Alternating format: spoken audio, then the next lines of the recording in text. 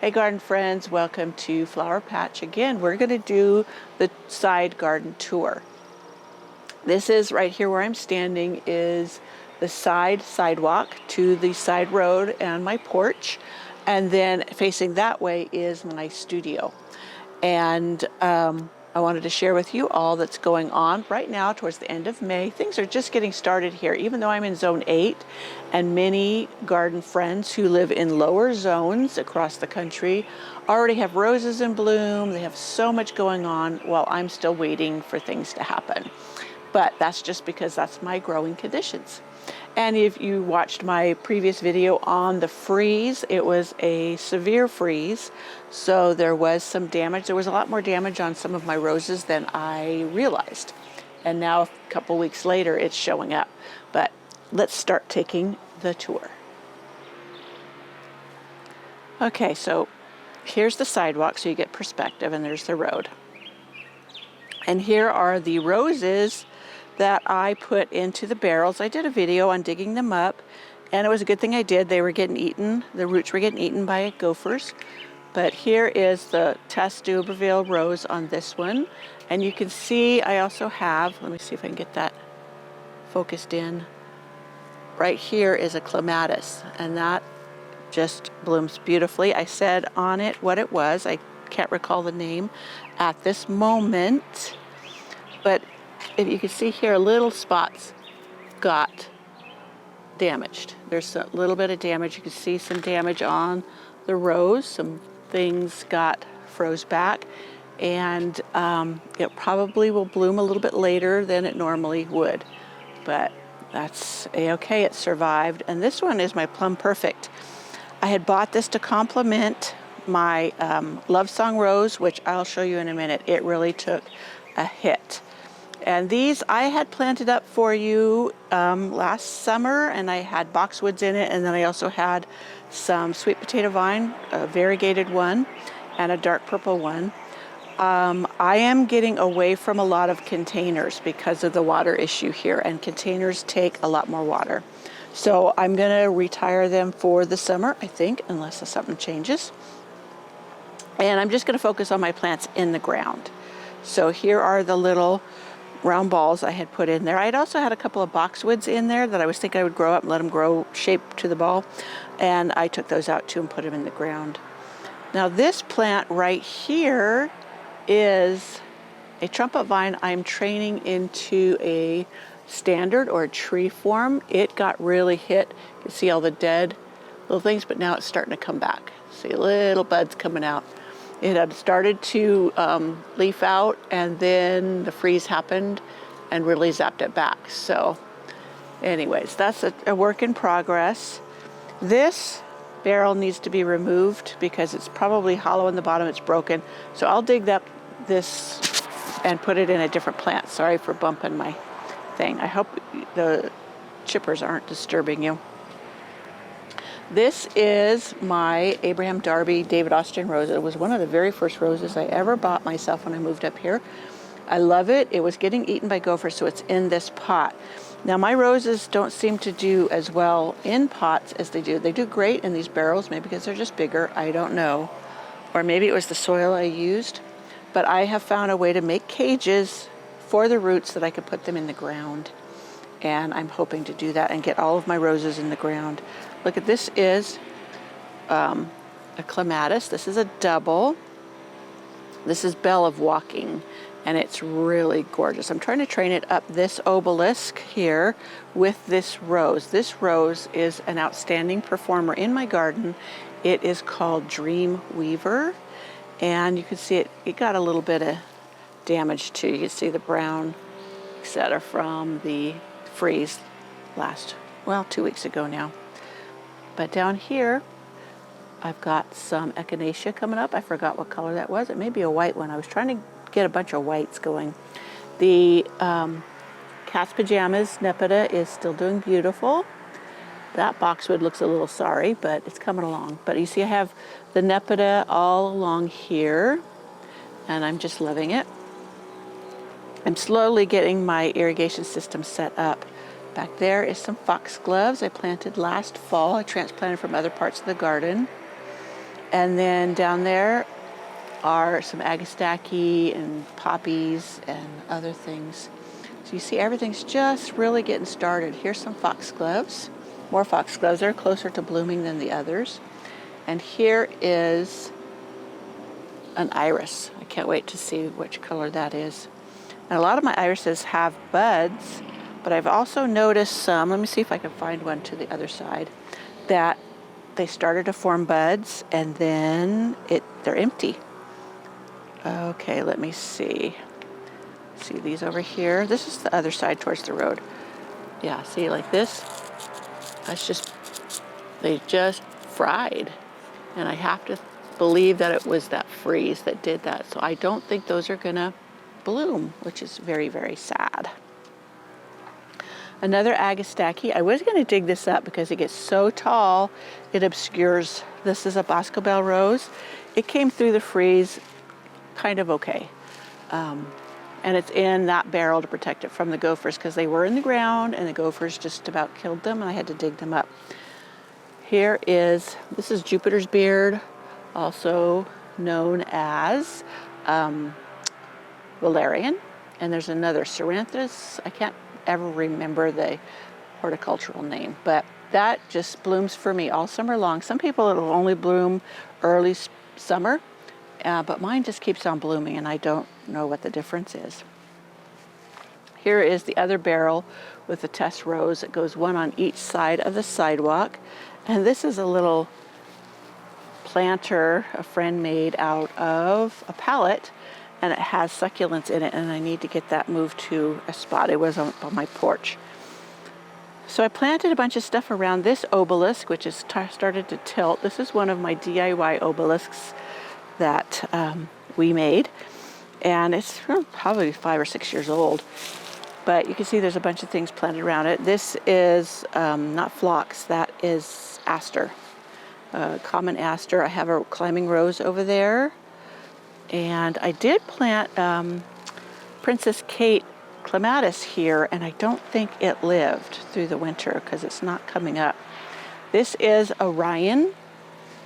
That is a Hearty Geranium. It's supposed to be superior even to Roseanne, which my Roseanne just grows like crazy around here. Now over here, this barrel, you can see we're going towards it.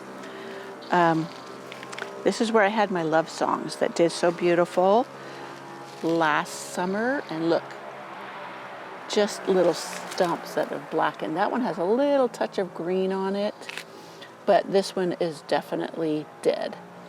And they were sprouting out, they had lots of green, and that freeze came. So obviously this one isn't as hardy as my other roses, but it probably would have been fine if we hadn't dipped into the 20 degrees temperatures. And these are not own root.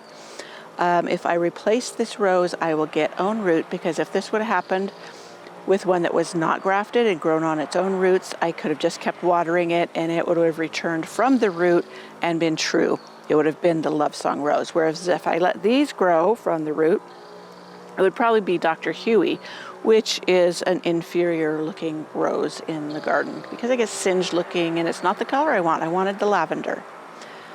But my peonies, I did a video on planting these and then on making these supports, and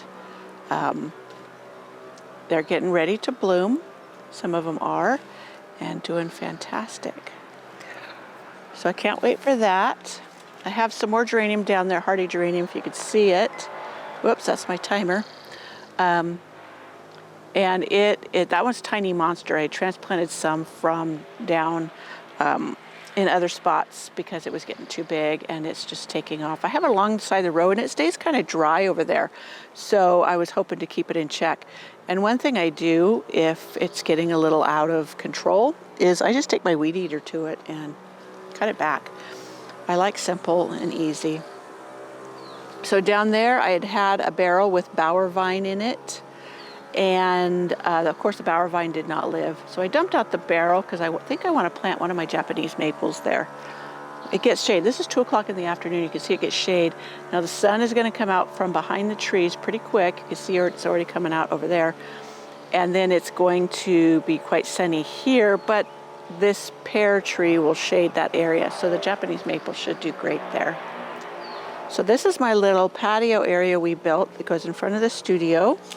It was just a little area that we needed to do something with because of the slope of this hill. And so we put some pavers there, sand, and we built a little retaining wall around it. Right now I've got some plants staged there. Those tomatoes all over that table are going to a friend. She wanted 10 of my cherry tomatoes that I grew from seed. So that's what's happening with that. And my lovely little studio is getting painted. You can see it's much brighter yellow and looks much cleaner now. So let's continue back to this house side. Now I had planted this rose here. I think this is Awakening. No, maybe the other one is, I can't remember which one this is. I'll look it up. I'd left the tag in there. But this barrel gets drowned in the winter because we have a leak in our gutters. So this one is struggling. So I think I'll dig this up. I think I'm going to remove the barrel and just plant it in the ground, because it is a climber. It's a very hardy climber, and it should do great. Here, if I can protect it from the gophers, that's where I will make the cage for the roots and plant the whole cage, rows and all, in the ground for it to grow. Kept hearing running water. I'm not sure where it's at. Anyways, more foxgloves back there. I wanted foxgloves towards the back because mine get really tall. And I have one of the delphiniums that transplanted from the back secret garden is back there, and it looks like it's doing pretty good. I can't remember if that was the purple or the blue. And then here's another delphinium here. Those were root cuttings from the ones I have and not the seedlings. Now here, this Roseanne is Phyllis something or other. It was one I got up at the Botanical Gardens in Mendocino, and I can't wait for that to bloom. It was so beautiful there. More irises. I haven't squished those buds to see if they have flowers in them or not. This one came up. It's doing just fine. So I'm happy about that. And those Japanese maples back there in the corner, I need to relocate.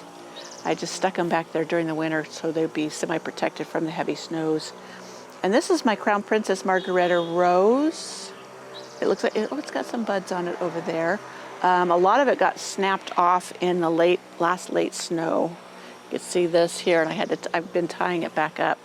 My Warsaw Nike Clematis is just full of buds and covering that wall quickly. I had cut it all the way to the ground just before the freeze.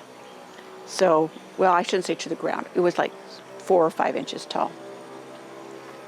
Here, these haven't been opening up for a while. I don't know if they got zapped with the freeze, but they're kind of staying tight. But these are brown barlow or black barlow. I threw out the seeds. I think those are brown barlow. And here's the blue, but you see how these are drying up and they're not getting very big. They're not opening very well. So I'm not sure, maybe it's too dry there. I need to water. I'm finding that everything is dried out super quick this year. This is an Oriental Poppy. That was one that was grown from seed. Most of them have been orange. I don't know what color this one is yet, so we shall see. I may end up moving that one. So this is another Clematis I had to cut back really hard. That one's pistachio, and it's starting to get going again. Let me move this direction.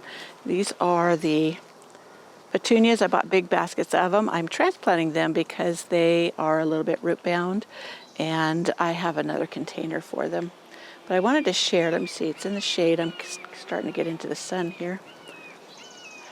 And I got a limb on my pear tree I need to cut. But this one, oh, I don't see any blooms right yet.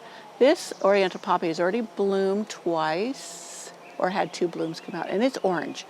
But it's sure, like in that spot, it's just getting huge.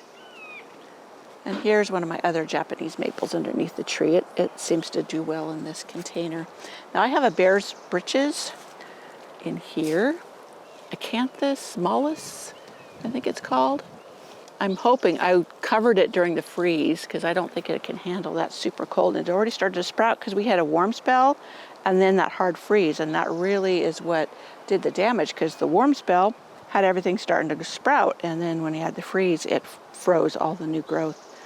But it seems to be coming along. I think if it gets hot enough, it will keep going.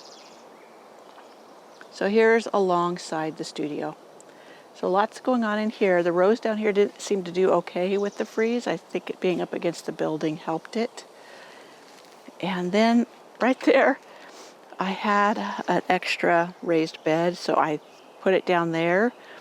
It's almost right next to the road, but I'm going to put some zucchini in that and let it just have its way. And then, because I need all the spare space I can get for growing vegetables, and zucchini can get quite big. So my lilacs, my 2 lilacs, now they had went through the first freeze just fine, and the second freeze did kind of zap the blooms. I got one little bloom on this one, and then this one, the blooms totally got zonked. So, and that, my friends, really is the side garden. I told you it was a little bit of a mess because lots of things going on with we got the house or the deck painted and the rail changed out, my studio now painted, and sometime this year we hope to get the house painted. But that is the side garden in late May. I hope you enjoyed the tour and will join me next time, and we'll see another part of the garden or some other fun gardening chore.